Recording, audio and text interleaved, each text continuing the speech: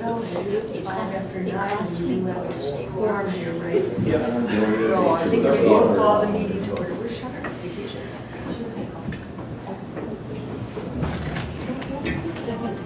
Start with the Pledge of Allegiance.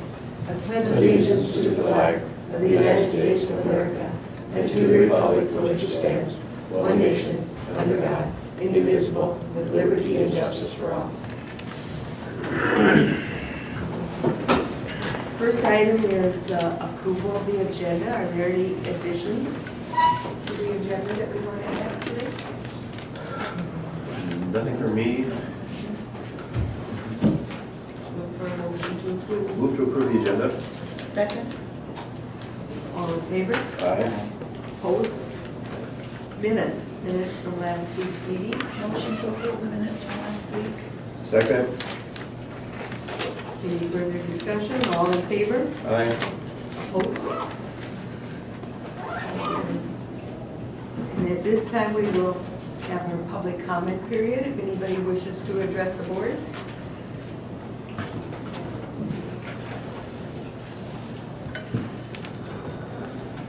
Good morning, thank you.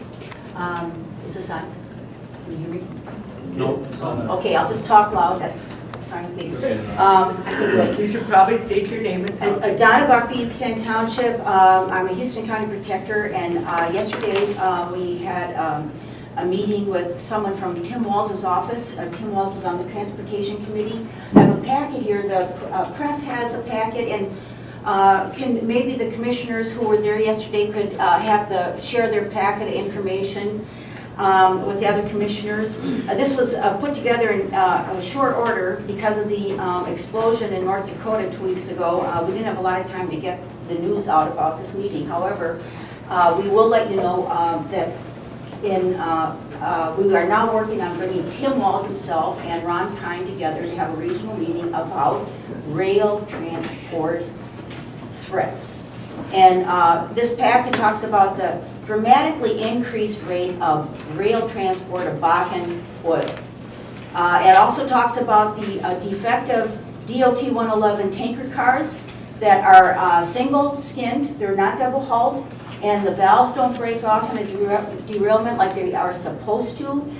We had first responders from Winona and people from across the river, and some people here who were talking about how completely unprepared they are for this kind of disaster. I mean, you cannot be prepared for explosions in the middle of your town. Okay, no way. So another thing that came up yesterday that I think is crucially important is that there is some possibility that oil from the Bakken fields has more volatility, has a lower flash point, is more explosive. That's what killed 50 people in Lapham, Canada last summer. That's what blew up in North Dakota 2 weeks ago. And that's what is coming through by greater and greater numbers, even Houston County. Some of it crossing the river just north of the Crescent, but some of it also passing along through Houston County into Iowa. So if this is more explosive, we don't know if this is because of the compounds used in the fracking process or if it's because there's more methane in that oil. But if this is more explosive and they're using defective rail cars on often defective tracks, breaking the speed limit, and there's so much more of this traffic, this is something y'all need to know about. So I'll make sure that when we have that meeting with Kind and Walz that you will be invited, you'll know about it. So thank you.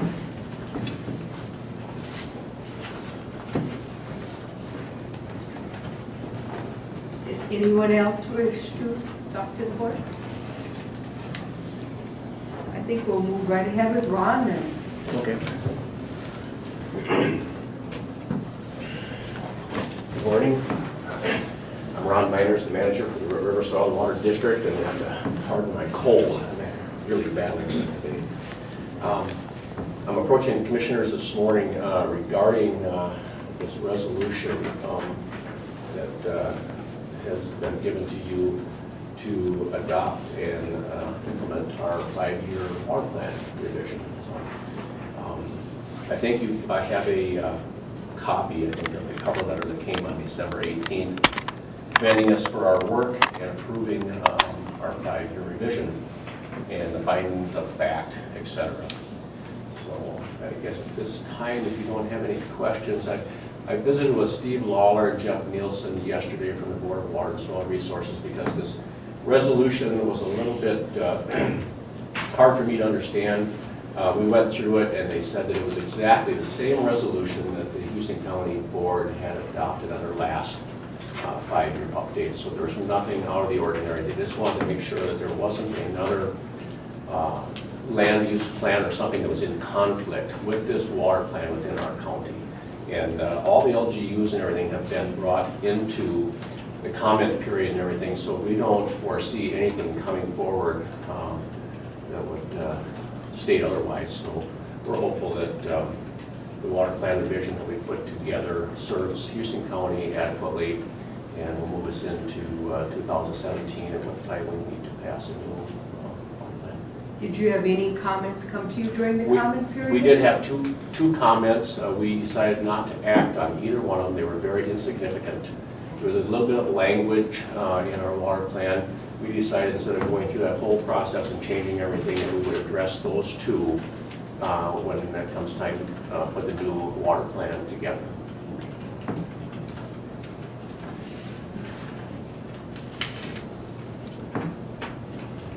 So we're basically Move looking to for, approve, move to approve the water plan. I'll second. any further discussion? All in favor? Aye. Opposed? Thank you. A copy of this resolution and everything will be sent out to the local LGUs. Sounds good. Thank you. Thank you. I did read through it and suggested Ron put in a few jokes because people will bore you as well. I do have a couple. We spent a long time on that. Yeah, it's very. That looked like about 2 Yeah. years I after. go to that meeting. That was really a good report. Yes. We are, one second for that. We are putting together a kind of an update from the Soil and Water District for the commissioners, so we'll be getting that to you soon too. Good. Thank you.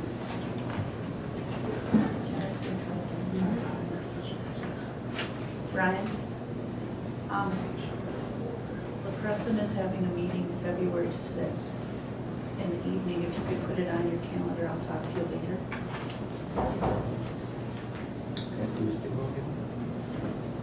Yes. I'll talk to you later.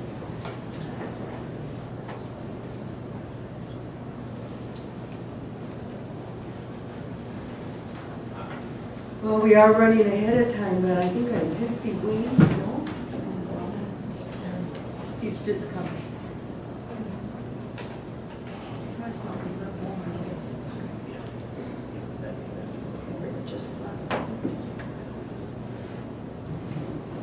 Well, while we're waiting for Wayne to come back in, let's talk about our consent agenda. Correspondence and payroll regarding recent hires. Public notice regarding public hearing scheduled for 1/28. Correspondence from SMIF, which is Southeast Minnesota Initiative Foundation, and Section 8 vouchers by the county report. I'll make a motion to approve the consent agenda. Second? Any further discussion? All in favor? Aye. Opposed? Here's Wayne. Wayne is back. Wayne, we're running a little bit ahead of schedule if you would like to Oh, address the board at this time. well, that'd be grand. You want us to come up front? Yes, please. I thought I was running ahead of schedule. You are.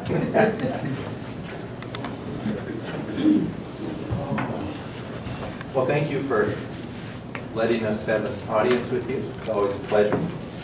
This morning, I've also brought along Erlene Welshans, our Transportation Director. My name is Wayne Stenberg, and I'm the Executive Director of SEMCAC. And I'll let Erlene actually talk a little bit right at the end. How's that? And I'll skim over her portion, and she's going to talk a little bit about the updates and what's happening with Rolling Hills Transit. A lot of changes going on in the Transportation Department, and so I thought it would be good things to bring her along as well, so she's excited to be here. So, as always, just want to say thank you to the Houston County Board. Thank you to Commissioner Schiltz for being involved with SEMCAC. You'll notice that we have 4 members in Houston County. John Bashaw is our treasurer. We also have Larry Connery. He used to be a commissioner at one time here. He is our current president of the board. And then, of course, Patty Miller and Amanda Steve on the board as well. And we, a couple of years ago, had gone down to 21. We were at 42, and the board decided, because of costs and other things, that it was best to move the board into a smaller environment. So now we just have 3 people from the private sector. We have county commissioners, and then we also have our consumer leaders as well. And we have 4 here because when we decided to move in that, we did move some people off the board. Right now we're at 20, and we're looking for one other member to fill the capacity of what we have. So we still have a nice presence in Houston County. We have the contact centers. We're in Caledonia here, right in town, along with the food shelf. A lot of activity going on there right now. We have a Mason drive going on. So for the next 3 months, anything that goes into the food shelf will be matched 1-to-1 by the Masons. We did that a few years ago, and it was a huge success because of the Christmas time. A lot of people give during the holidays, so our numbers are up as well. And the numbers are up there, and so there should be a nice amount of food for the community, and we appreciate that. Spring Grove, of course, their student council, and do a lot of work for us as well. We have our Head Start centers in Caledonia and Crescent. Our senior dining, we're still over in the Caledonia Methodist Church and Community Center. You've probably heard about our Houston closing. I don't know if you have questions on that. Sequestration hit us. We lost about $97,000 this last round for 2014 as we go into our new calendar year for senior dining. We ended up closing 4 sites. We lost Lewiston, we lost Houston City, we lost Wanamingo, and we also lost Morristown. Those are up in the Rice County areas, but not down here. But Lewiston, of course, a little closer to home, over in Winona County. And what I did is I took some time. Sometimes I come down and we've talked about programs. Sometimes we talk about specific numbers. But what I want to do is just talk about the 4 programs that we have in Houston County. And that was what the handout was for you, to give you an idea of what do we do. Some people, when we go out and we talk about SEMCAC, some people will say we're all about Head Start. And that's because that's what they know. Some people will say we're all about transportation, or I'm energy assistance. But we have a large amount of programs that we actually do within all the counties that we serve. We're in a 11-county region. Our core counties, of course, one of them being Houston County, and then we do Rice, Goodhue, Wabasha, and then we also have some service in Homestead. And actually, this last year we are now serving Sturtville, way over on that side, getting ready for a destination medical center. But we continue to do weatherization. Energy assistance is a big program. Average grant is about $450. Right now, we're behind because of crisis. Remember the federal shutdown, so people are waiting for their dollars. So you might hear individuals saying we're waiting for our checks to come to cover some of the bills and our grants. We're up to November right now, but the state is asking us to also continue to do all the disconnects. So what happens is people get behind, we have more disconnects, and our files, I think we're up through about November 11th, and we're into January already. So it's been a tough year, and I think just because of the federal shutdown, we're feeling the effects of that as well, because the money coming out of the feds is a little slower. In that area as well, weatherization is up right now. We have about $1 million, well, it's about $900,000 to spend within the next 6 months. So you'll see a lot of weatherization activity going on within the region. Right now, we're doing about 30 homes a month, I think, is our average. So we're ramping up for that as well. Our health program continues to move forward. We're doing lead testing as well for a lot of HRAs. So we're also trying to mitigate lead and be involved in that. And health and safety is on the radar. We're moving towards more home-based services and also serving younger people, younger individuals in our Head Start program, 0 to 3. And then also new mothers as well, as we continue to work with them and their families. Our outreach and emergency services are a big portion of what we do. We have some large number there, of course, with our food shelves, for our family homeless assistance program, and we have our advocacy assistance and financial literacy program. What we try to do is not only do we work with people through a crisis, but we also try to educate them as well, so they become successful in what they do. So a lot of different services. Senior services, Meals on Wheels continues to be a big portion of what we do. We have lots of volunteers that help with that. We appreciate all our volunteers at any given point. Senior dining, again, One of the things that we got on board with Office of Economic Opportunity was the SNAP program. The SNAP program is the old food program that they used to have. What happens is people get a little credit card, and they can use that at the senior dining site as well for their food dollars. And we're finding that people are using that, and so their debit cards are being used. So we appreciate that as well. It's another way for people to understand what they can use that for. And then, of course, we had the retired senior volunteer program. That's a big portion of what we do. Working with the fire departments, working with the police officers, different programs, libraries across the region, and filling those gaps for them as well. And those individuals are 55 years and older, and so that's a large part of what we do. And then this senior and caregiver advocacy program, working with individuals to ensure that their parents and the people that they love stay in their homes just a little bit longer and have a better quality of life. So there's a lot of activity around that. We'll also talk about transportation and what's going on with Rolling Hills Transit and the volunteer program. And then, just to let you know, our community partnerships, you probably took a look at that, 772 different associations that we work with across the region. So there's a lot of partnerships at any given point. 154 of those are for-profit businesses. And so when the money comes in, you think of federal, the state, and the different places that we work with, you know, that money comes back in electric, refrigeration, food stores, HVAC, plumbing. People know who we are. You know, and when we actually come out and just to take the weatherization program, we're working directly with an HVAC person right here in your town. And we'll keep them busy as well. And they'll be the ones to put in the furnace. They'll be the ones to do the plumbing, the electric. So those dollars really do come back to the community over the years. And last year we served, when you look at our demographics, Office of Economic Opportunity asks us, how many people did you serve at any given point? Almost 33,000 people served. The exact number that we had was 32,932 people. You might ask, how do you capture all that data that we have? We have a number of data systems that we're required to have because we're very transparent in what we do. Each of the departments, and I can go through each one, but has a different data system. Then we have something that's called Visions that we invested in a few years ago that really ramped up what we have, and we keep that all in one data system. And Office of Economic Opportunity asks every CAP agency across the state to do that.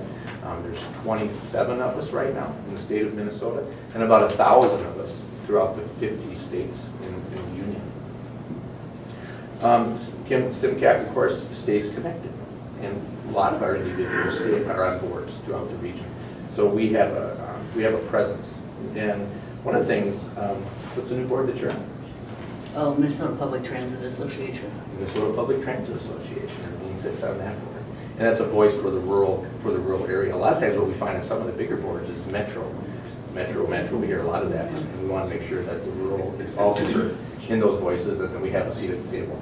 And in essence, what happens is then your voice is heard as well, and the people that you serve in Houston County are served as well. And of course, we're very transparent. I know you know about all the reports that you have to go through for a county. And I just listed some of the agencies that we have there that we have to answer to.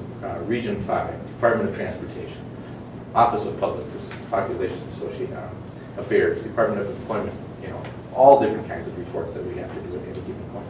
Seems like we're always doing reports. But it also shows that we're taking the money, that we're good stewards of that, and we really appreciate all that you do and all the support you give us. So with that, I don't know if you have any questions from what I have. You should have gotten an annual report sometime this year, so those numbers would have been in there as well. Just to let you know, as far as what has sequestration done, we've lost about $395,000 roughly in this last year.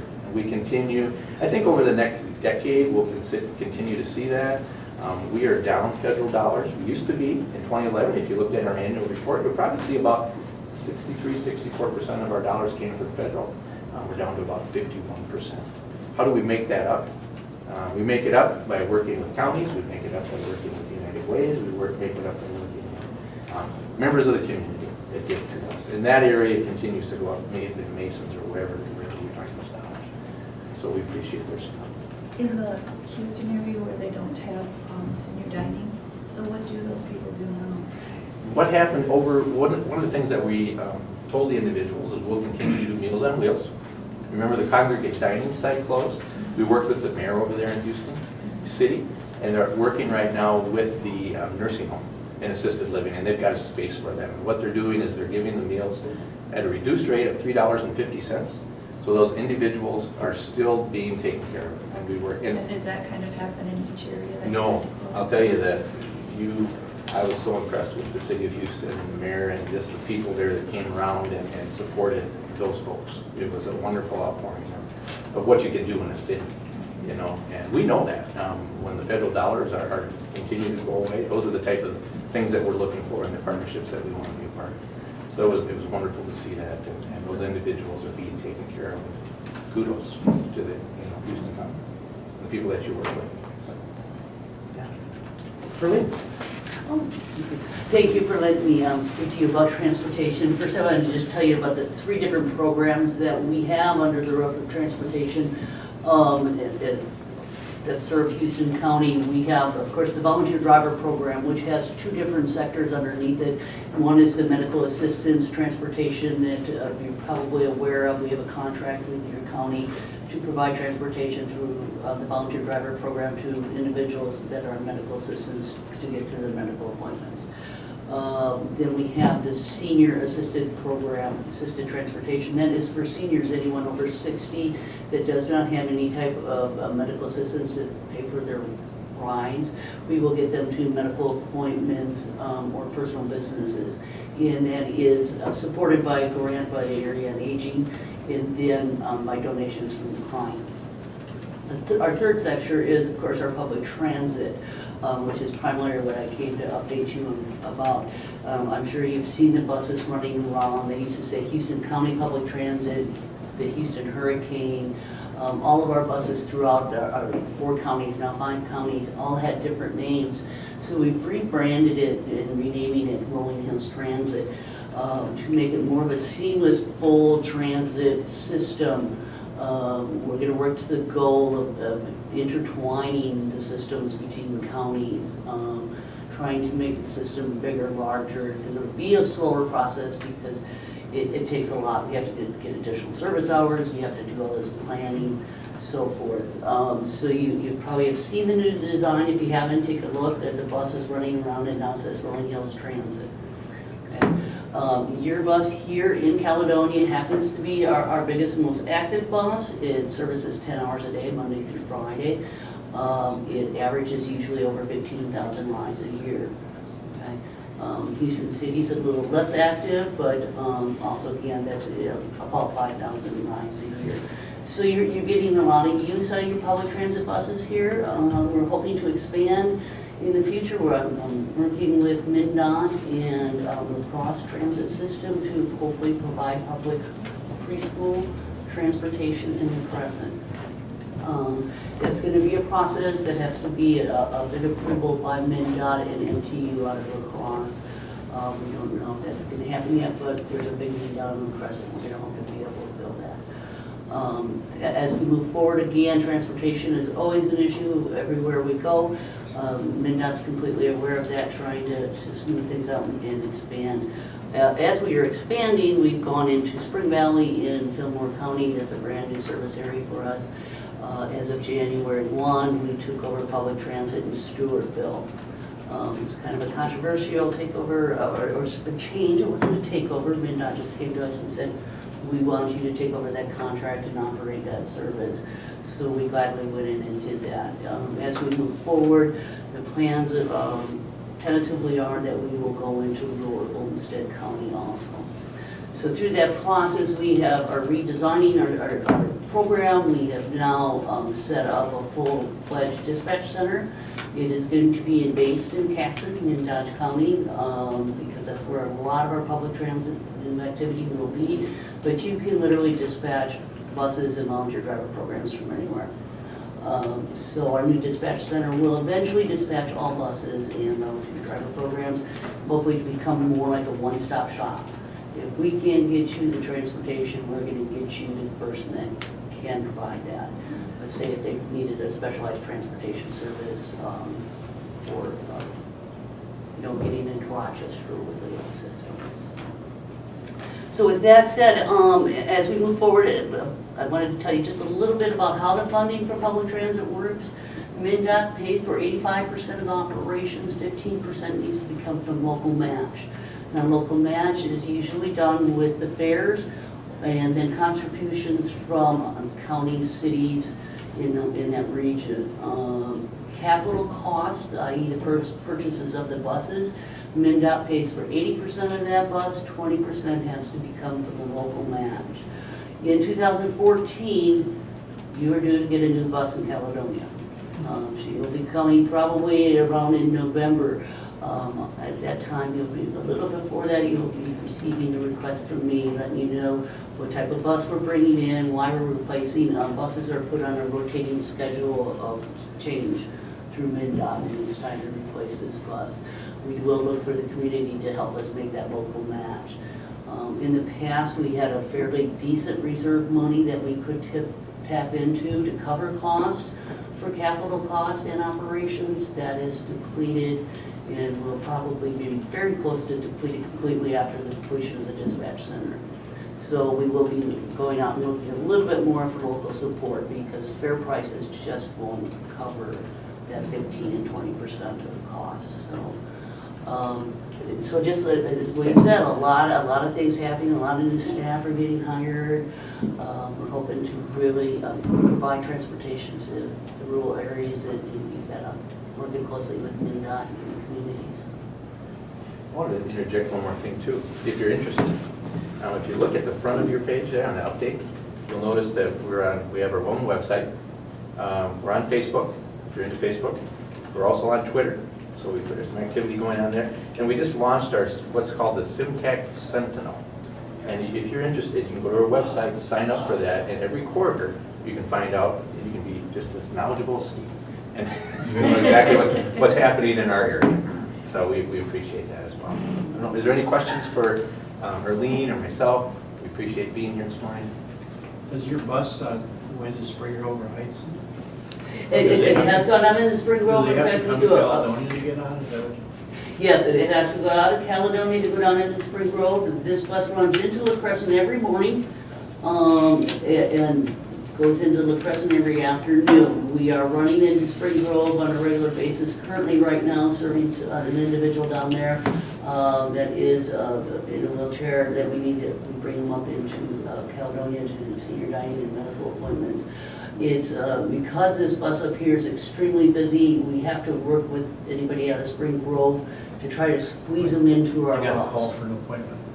Yeah, it's a little bit tougher with Spring Grove. Primarily will come down for the people that are non-ambulatory. Typically, you're ambulatory in Spring Grove, we will move through the volunteer driver program. Just because the bus up here is really limited, they do a lot of traffic for ABC. You have a real good general population up here using the bus also. A lot of senior diners, a lot of local people just going shopping things. Does that go for anybody in the rural area? It's more difficult with the bus. If they're non-ambulatory, we'll do our best to be able to fit them into the route system to get them where they need to go. Typically ambulatory, the best possibility is probably going to be the volunteer driver program. When you're talking about going 20 miles, 30 miles out of town to bring somebody, especially if they're a lot of times the destinations either be La Crosse or Rochester, because most people are looking really to fill the medical appointments. So we have to really look at the individual themselves and what their request is and determine what's the best means to move them. So you'll either use the bus or the volunteer driver for ambulatory? Mm-hmm. And they call for an appointment basically, or they call for their need? Yes, they can just call our 800 number. Mm-hmm. Currently, we have two 800 numbers, but eventually we will drop down just to the one 800 number. They would just call that 800 number, tell them where the community they're calling from, what their need is, where they're going, and then we'll decipher, is it best to move them by public transit or is it best to move them by volunteer driver program? Great program. How many volunteer drivers do you have on call? Currently, we probably have about 3 to 5 counties, but 4 counties. We have 5 counties for the volunteer driver program. We have about 140. Okay. That's a pretty good pool. Yeah. Running a little low here in Caledonia right now, but we could use some more in Caledonia. A lot of traffic coming out of Houston County. You're one of the larger counties. So, And are most of them going to La Crosse? almost, yes, Almost. the great, probably 90% are going either to La Crosse or Rochester. Or- Yeah, Medical. or to, Medical. yeah, almost all medical. There's Because medicals take priorities, of course, so.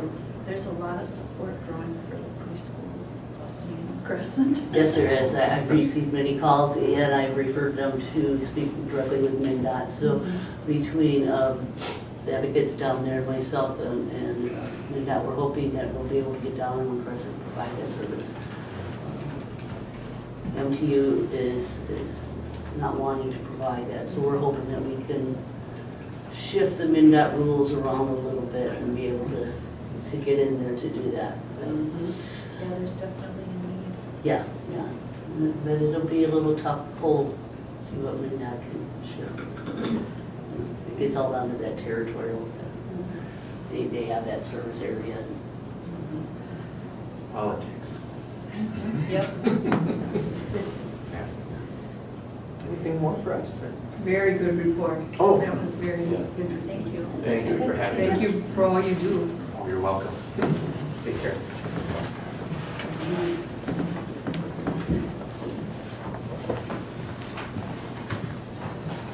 Rick, would you like to come next for your e-waste contract? Yes. Morning.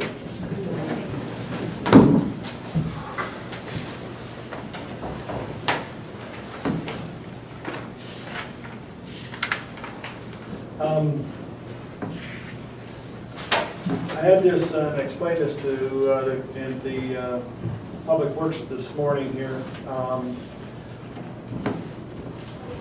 Before the last, since about, I think we started collecting in 2006, 2005, we've been collecting e-waste from county-wide here, and we were doing business with a company called Universal Recycling, and last,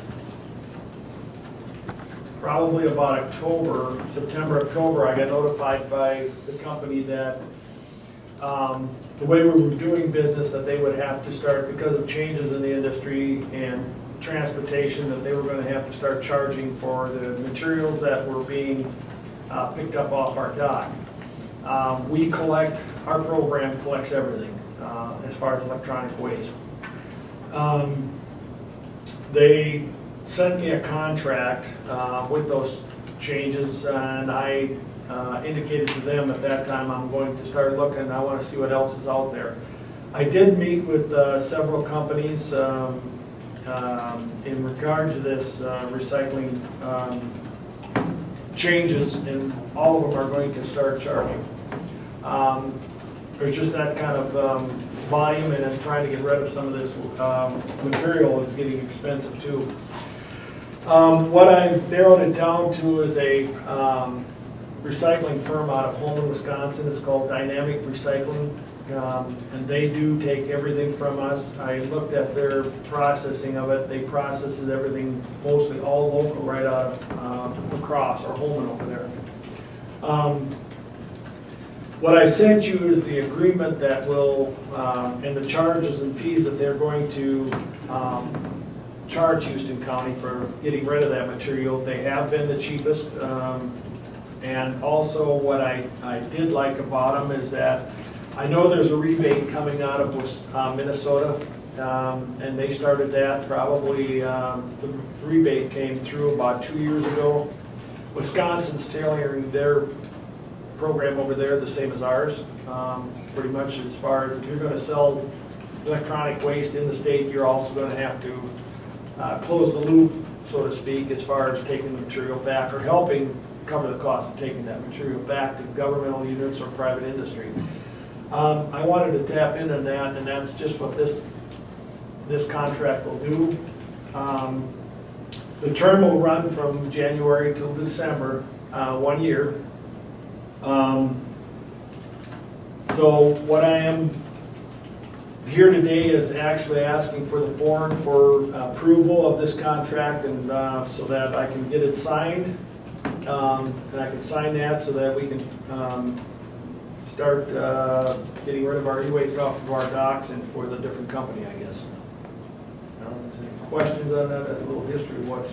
Where was Universal out? That was out of the Twin Cities area or Metro? Well, there's a, yes, part of it is out of, and that's where I originally started, was out of the city, but the company's actually out of Janesville, Wisconsin.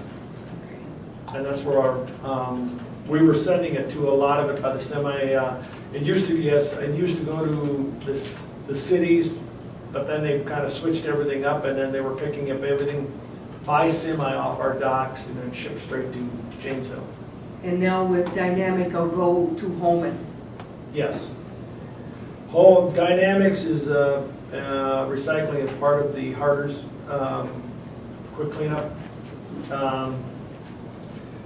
They have, like I said, I went through the plant. I looked at how they were processing everything to make sure that what we're generating is properly handled, properly taken care of. They do have all the necessary permits to operate out of Minnesota, take it back to Wisconsin. They also have all the necessary permits though to process the material that's generated too, and the markets to take care of it. That stays within the, I would say, in the nation, put it that way. It's not shipped out abroad. So what do they do with all those old tube TVs? There's a company out of, I think, where they're going through is Pennsylvania, I think. And that's an absolute 100%, but I think it was out of Pennsylvania. And that's where the big expense comes in, is that the lead in the tubes.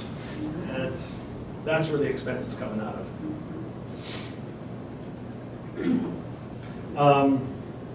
The charge you see for the television and everything, the different companies I had, and like I said, you're seeing now is a charge of 7 cents, but it ranged all the way from 7 all the way up to 17 cents from some of these companies.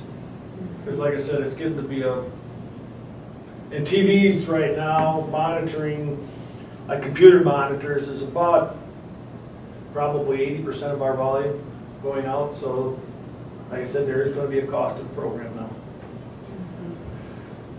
I've been working with finance department to reflect those changes so that we can better track what we're doing. The thing is, with this new agreement and the 80% rebate, we have to be in the program 1 year before we can actually collect. So you'll not see anything reflected for the year 2014 until after 14's over, and we'll collect the 85% in 2015 is when our check would come to us. So just to clarify that.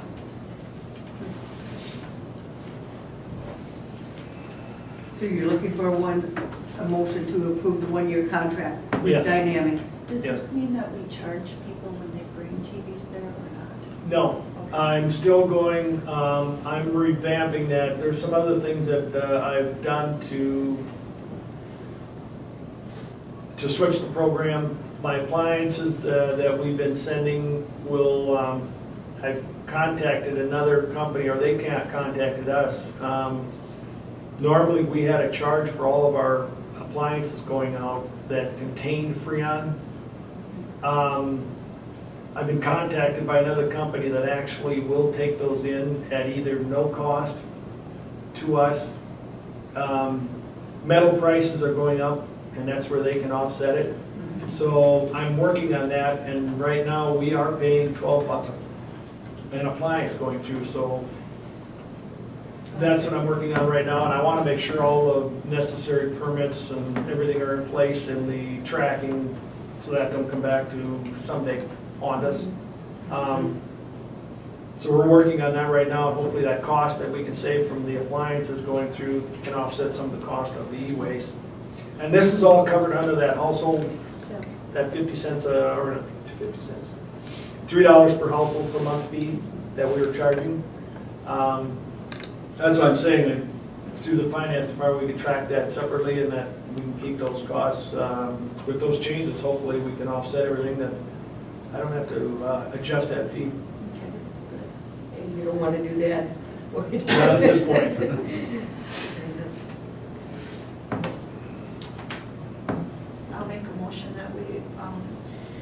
approve the e-waste contract. I'll second Any further discussion? All in favor? Aye. Opposed?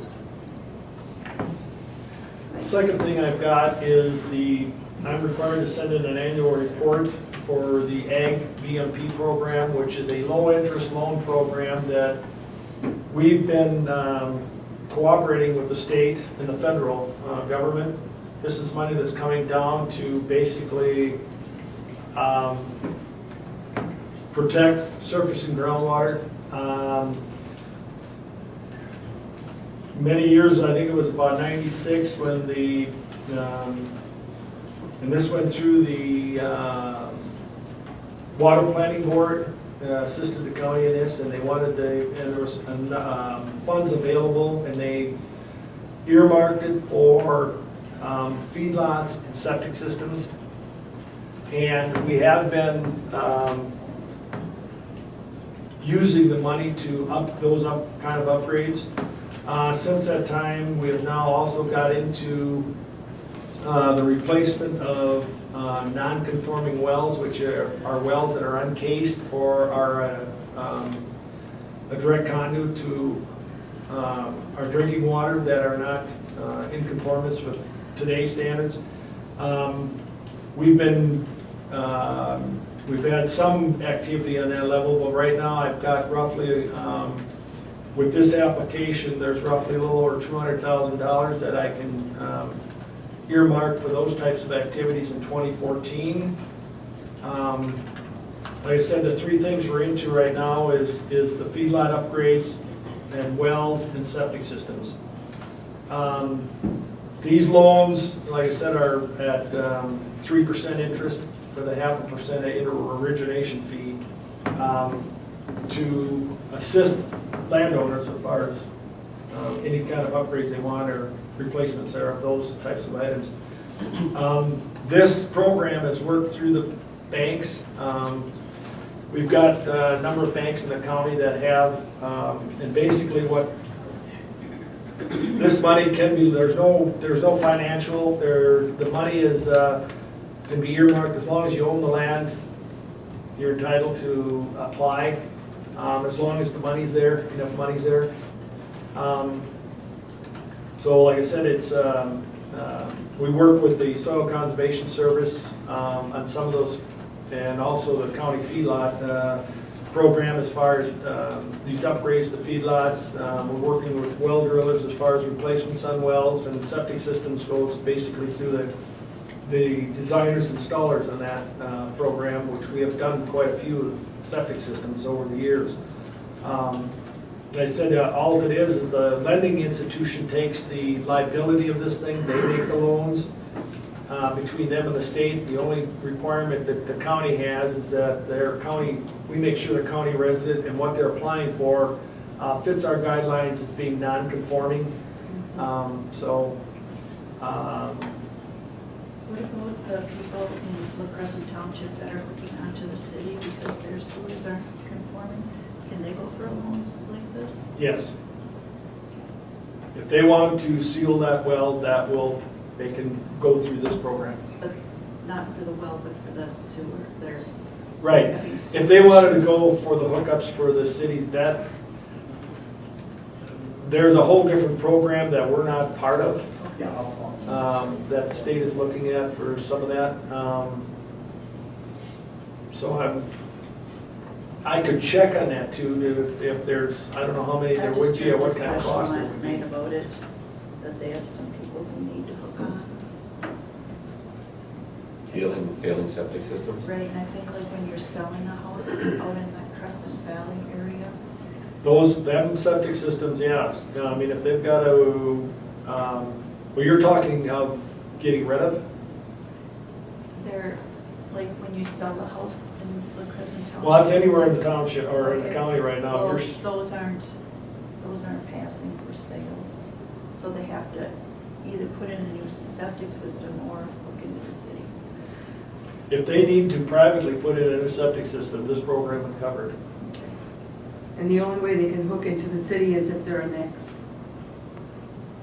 to the city. That's the Yeah. only way the city will let them hook up. Believe me, I know all about that.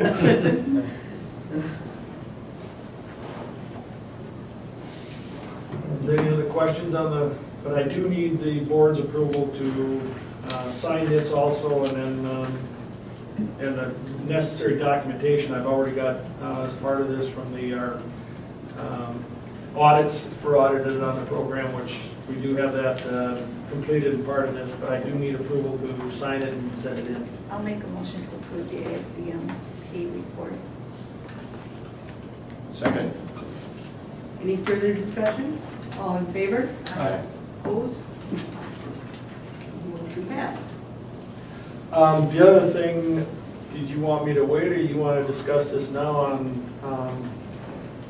planning commission? You can do it now since you're here. Okay. Last Wednesday, between a couple of the commissioners, Justin and Dana, myself and Tess, we ended up with 6 applicants that filed for the one vacancy on the planning commission. We interviewed all 6, and we narrowed that down then to 3.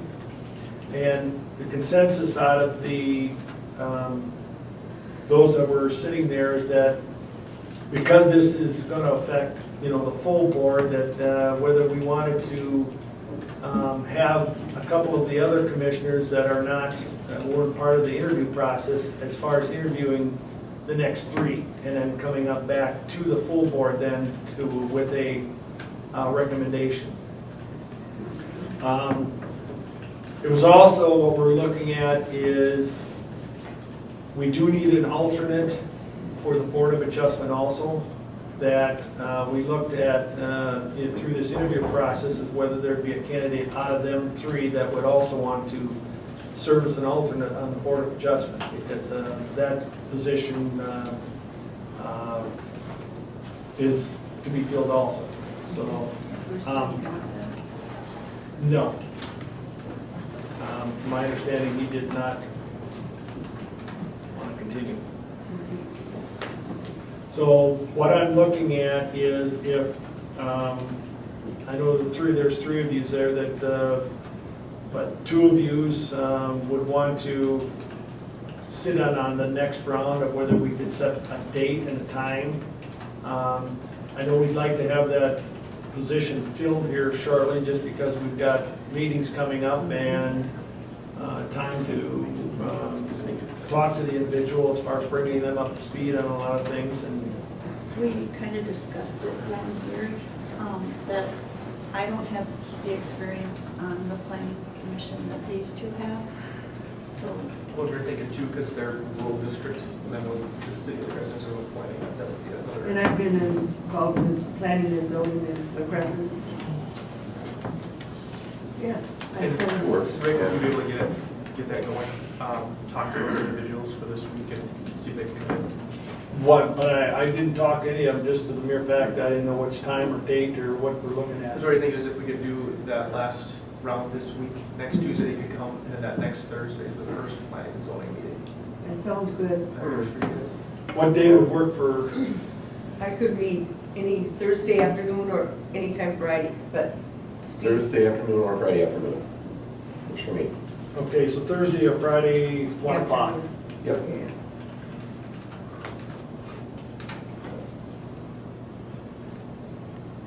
All right.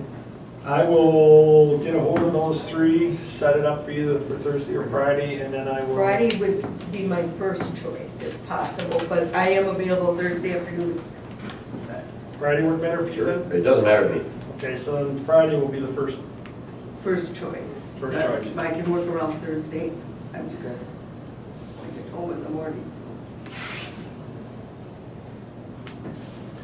All righty, I know you're, if that's ready, approved with the rest of the board, then I'll go ahead and, all right. Go ahead. Thank you. Thanks, Rick.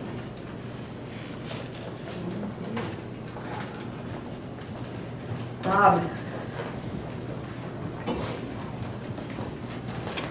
Good morning. Good morning. Came back to discuss the Sheldon McElhiney conditional use permit application for commercial greenhouse. Dave Walter with today from the Soil and Water Conservation District. I guess where we left it last time, 2 weeks ago, was that the board wished that we could take a little closer look at possible impacts of greenhouse roofs and compacted driveway surface and what that's going to do to downslope as far as the stormwater. So Dave went out and looked at it, put together drawing here, potential, what it might look like as far as the excavation on that.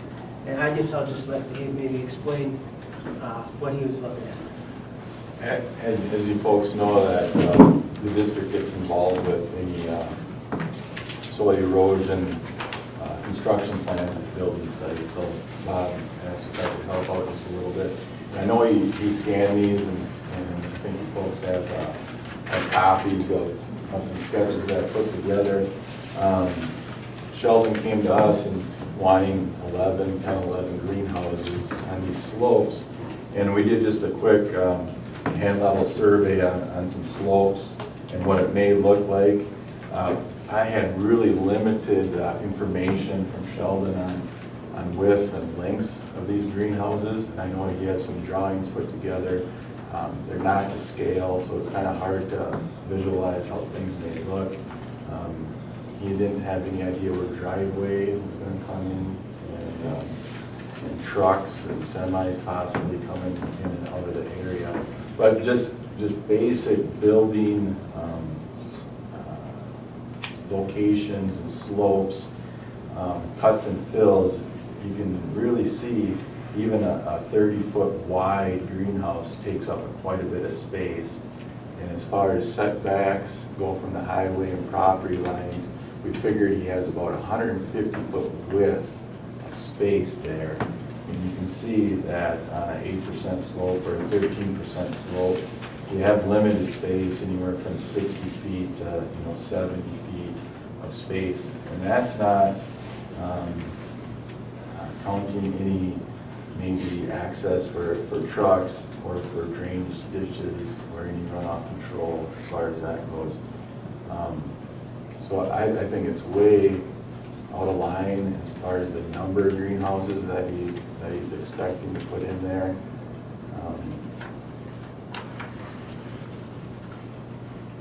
I spoke with Sheldon again yesterday, and he understands the issues with stormwater.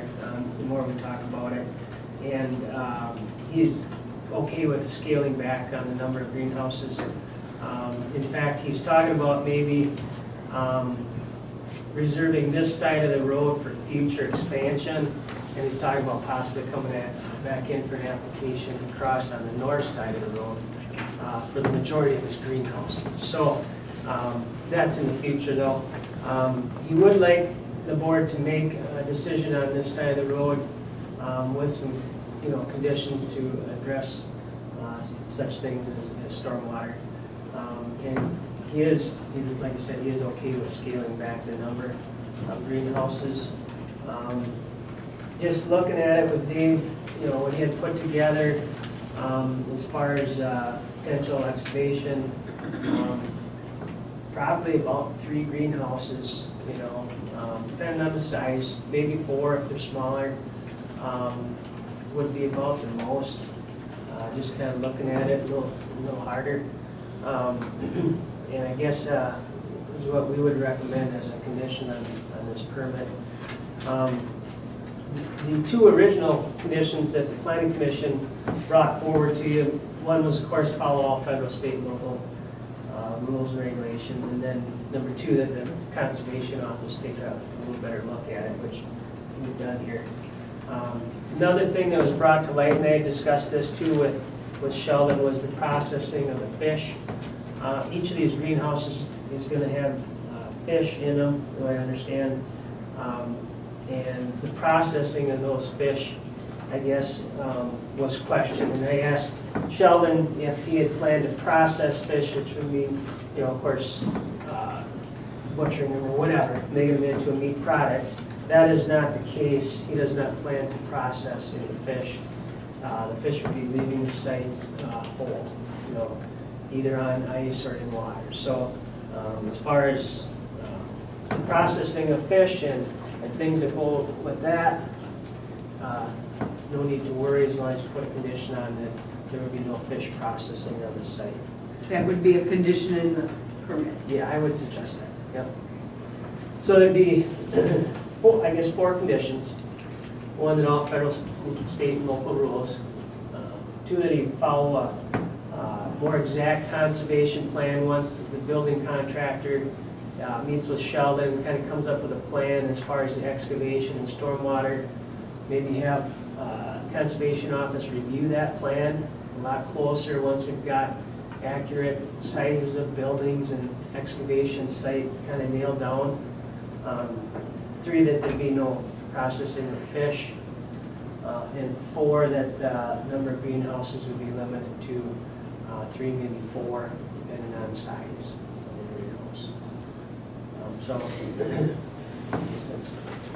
Yeah, that was one of my biggest recommendations when I first talked to Sheldon about this, is get something concrete from a contractor, a developer, or engineer on where all the stormwater is going, how it's leaving the site, if it's going to be stored and then slowly discharged. And I guess you just didn't ever take the steps to make it that far, but that would be great.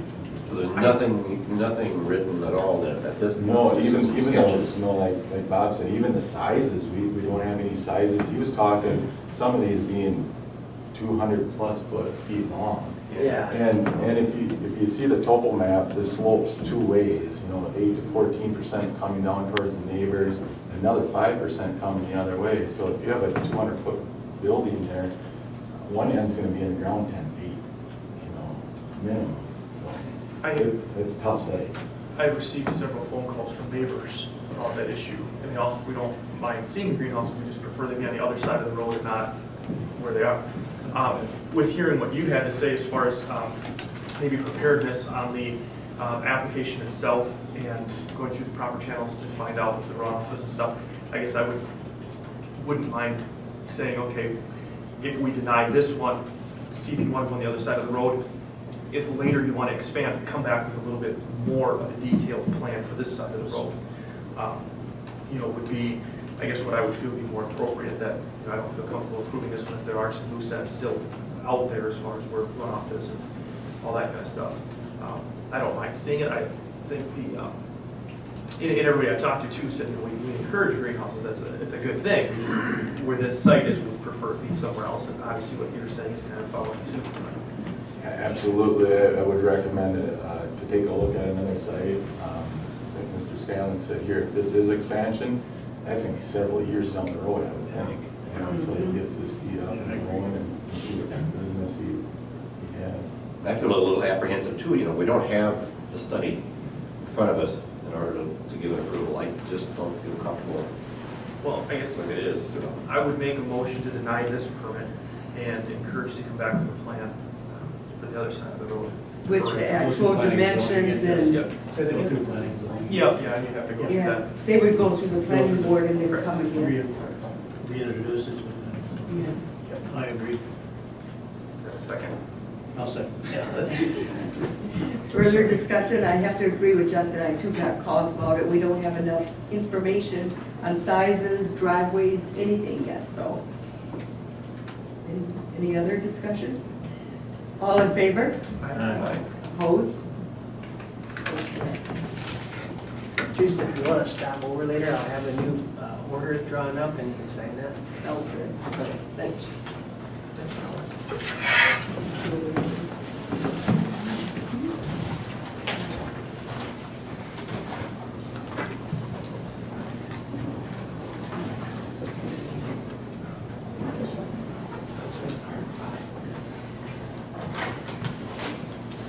Okay, Mark, we're running a little ahead, but we're ready for you.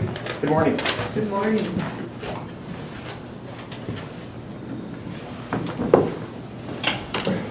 Would you like want you to know that law committee has been very lonely the last couple of times. Yeah, we were all kind of busy this morning, couldn't make it over here, so sorry about that.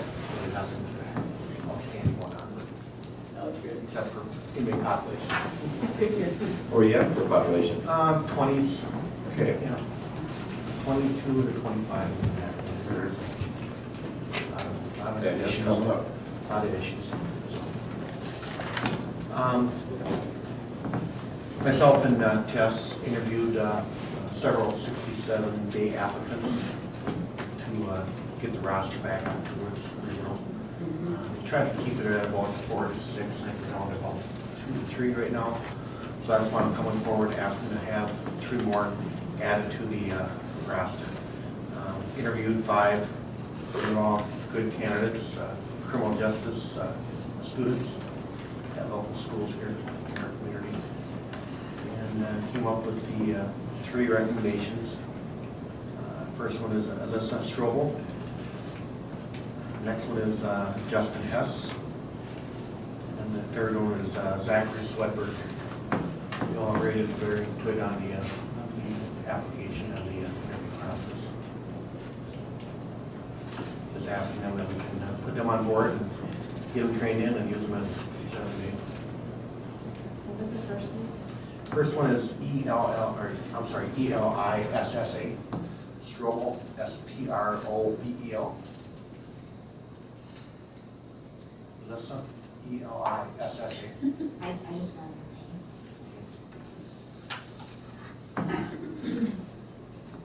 What are some of their duties? These are jailing duties. We're working in the jail, working closely with that jail. Train them in there. Yeah, that's where we normally train them right up front.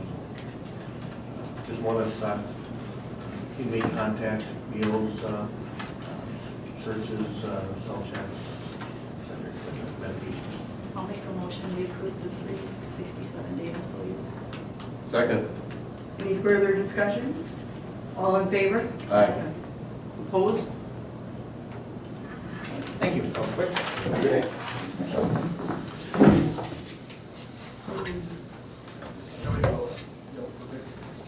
Yeah, we may as well. Nice and close.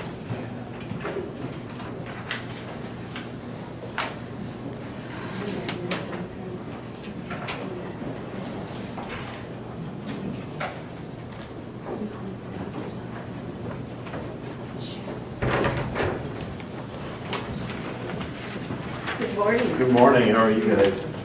I just have for signature a contract with Pathfinder, Cultural Resource Management for the historic structure report for the historic courthouse. So, just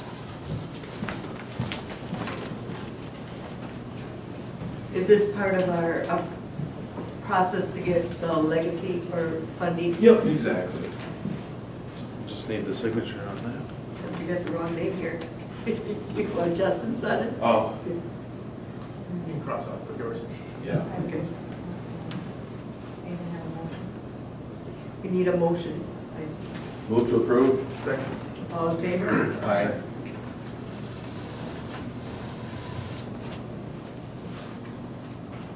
And this is using the grant funds we have already. taken That's care of, correct. Right. Yep. And when does this round of grants happen? The next round, there's a round in April and then another in, I believe, May or June. So, Okay. So hopefully we'll be able to be in on, hopefully we'll be in for one of those. we could. Just so- Yep. Okay. Any more meetings where we can pitch our plea?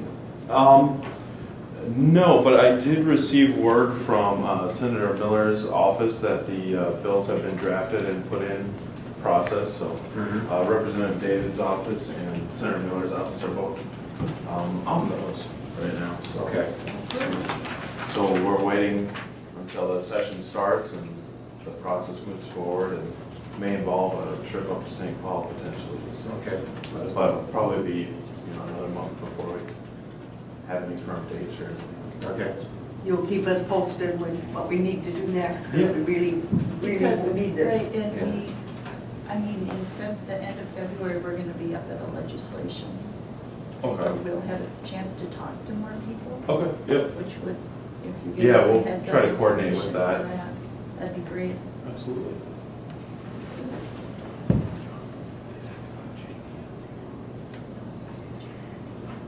Well, do we- Anything else, Rick? Thanks. Nope.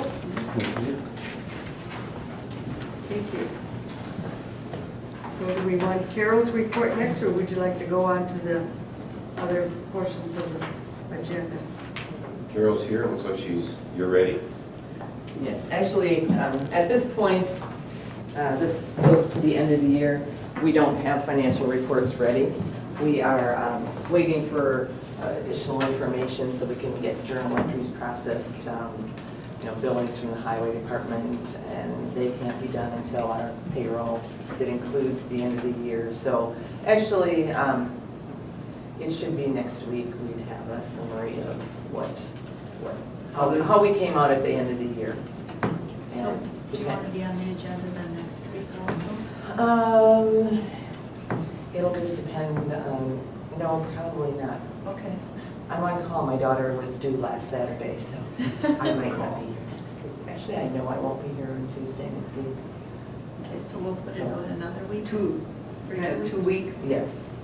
And before then, I will actually send you a summary that you can look through that is department by department, line by line, and see if there is discussion that you want to have with That's a certain good idea, departments. yes. To do that. Appreciate- Is that, I know there are some things too that people are wondering, they didn't get to order this because of these circumstances, and would we consider doing a fund balance supply type of entry and allowing them to purchase it? So we want to discuss that with all the departments affected by that. See which departments came in good, which departments, Not so maybe much. there were some questions. Could be some questions, so. Yeah, and anything you can send ahead of time, really helps. Yes, Review ahead of time. I said, I know I have 2 journal entries that I need data on before I can get that, and as soon as I do, and I'm also going through line by line to see if there are any corrections where things were coded into the wrong place. So that would be before the end of the week that I have that done. Could get that out to you then. Okay. So the only thing really I'd request approval of today is the budget amendment request form that I had put for Bev. It's kind of an annual entry. She has the Recorder's Technology Fund. She doesn't necessarily budget expenditures in her department because it's going to be used from that fund, but at the end of the year, we need to make budget entries so that those expenditures are explainable in our audit.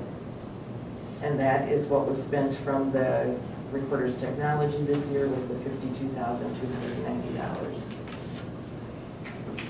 in the different line items. I think we have those. Oh, actually, I just put it on your, Oh, it's on the paper? yeah, on the paper this morning. I knew I saw it somewhere. Mhm. Great, there you go. Yes, we didn't have email yesterday. Yeah, we know. So I thought I'll just make a copy and put it out there. Thank you, that helps, because I kept looking forward to it at a time, so.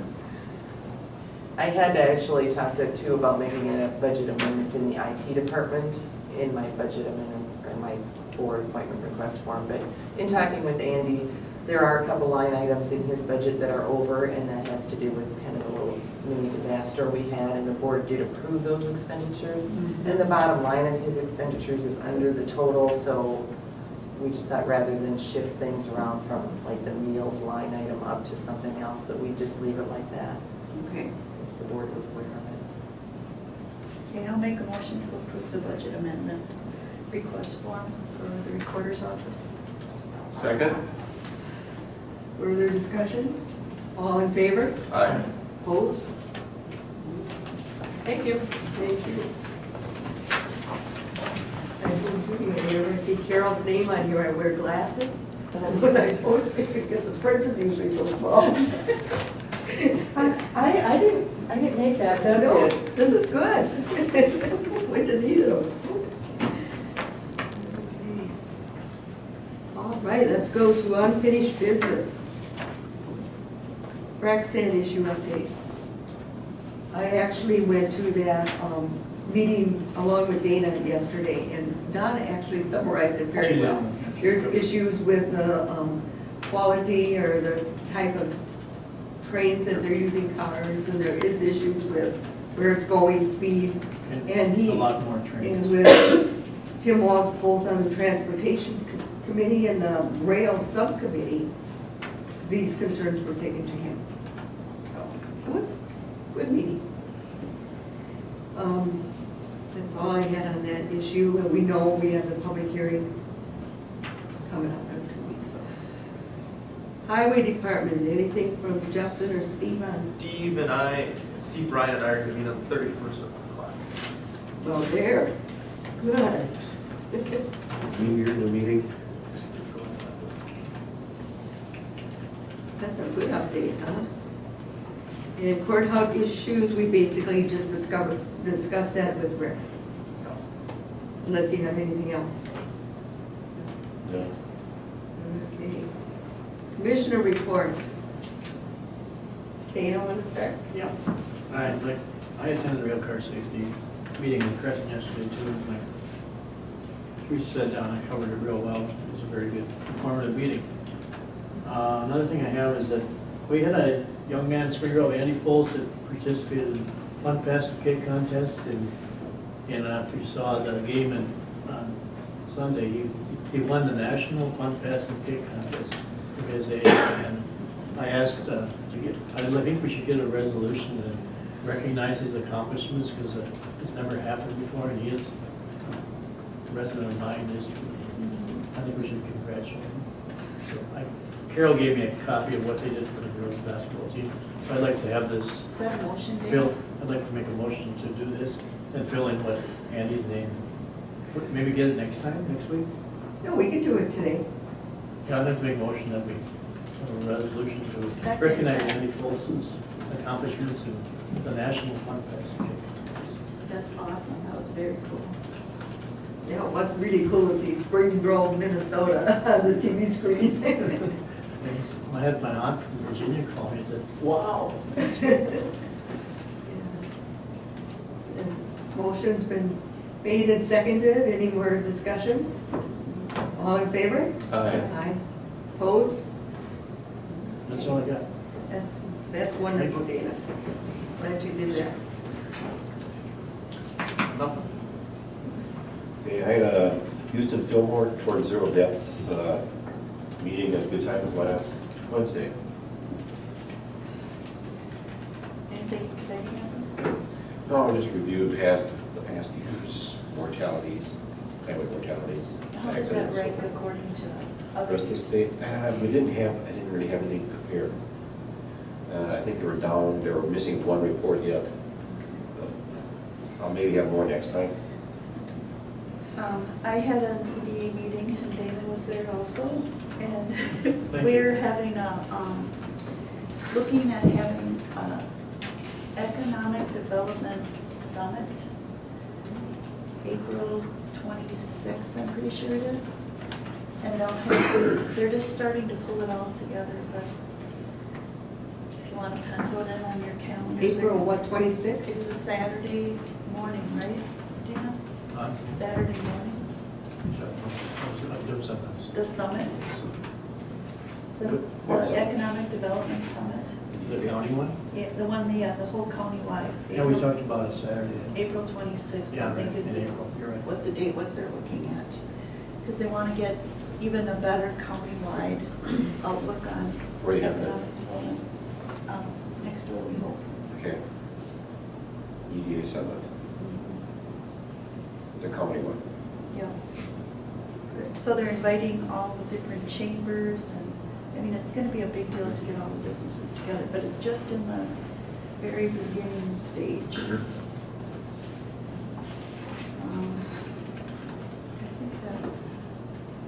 I think that was all. Oh, wait, no. I can't think, I don't think so. I think that was all. Well, I did have two meetings. I had the Southeast Minnesota Emergency Medical Assistant, that's the 11 County Joint Powers one that we're on. And I think did I forward to you the that PowerPoint that we saw with there's 44 ambulance services, 75 first responders, 97 fire departments, and 43 plus law enforcement agencies. And EMS actually helps them get their certifications, their CEUs. They have money that goes to different services that can apply for it, for equipment. In fact, we even saw a thing on a new CPR device that's mechanical, because somebody can only do CPR for a couple minutes before they get really tired. Well, this will go 30 minutes to an hour. And with the rural communities, getting to Rochester or La Crosse, it keeps people alive, and they've got, it was really awesome to see. Anyway, it's very expensive, but we now have grants that they can apply for too. It's How expensive is it? $15,000. But when you think you're saving a life, you know. Yeah.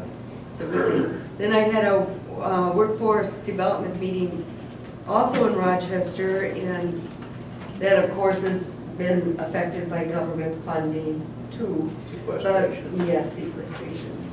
But our representative in Houston County area is right here in Caledonia. And he was there at the meeting, and he said he has been getting application forms for like Northern Engraving and different places around Houston County that if people are looking for a job, they can stop at our workforce development office and see what's available and get a form, which I didn't realize they did right there. That's good to know. He works very closely with our Human Service Department, and they do monthly meetings too, helping welfare people find jobs, get funding, etc. And education, that's our big thing. So those were my two main meetings, along with the one I went to yesterday. Already reported it. All right. Guess we can move down to our discussion items. Number one, approve the claims. I'll make a motion to approve the claims. A second. Further discussion, all in favor? Aye. Opposed? Okay. Follow up the remaining committee appointments. Do we have information on the ABC Board of Directors? Did anybody find anyone? So we'll let that one remain blank at this time. I wonder if they have anybody within the committee to recommend. Yeah, maybe we should talk to them about, they have somebody that they could find. Board of Adjustment? You know, I could do that if you want. I could call Kathy Okay. and ask if they have any ideas for it. Judy will take care of that. And as far as B and D, the Board of Adjustment and Planning Commission, we just discussed that, will be on for next week. Correct. And EDA, are you looking for another person? Or was We there had somebody We suggested? had somebody come to our last meeting who was Yeah. interested. I don't know. We'll have to talk to Rick. I don't know if she was very good. Yeah, very good. So that'll be brought up next week also. So those 4 items will be brought up again next week. Then we need to approve our 2014 appropriations, and I think we got the whole list. I'll make a motion to approve 2014. I'll second it. Further discussion? All in favor?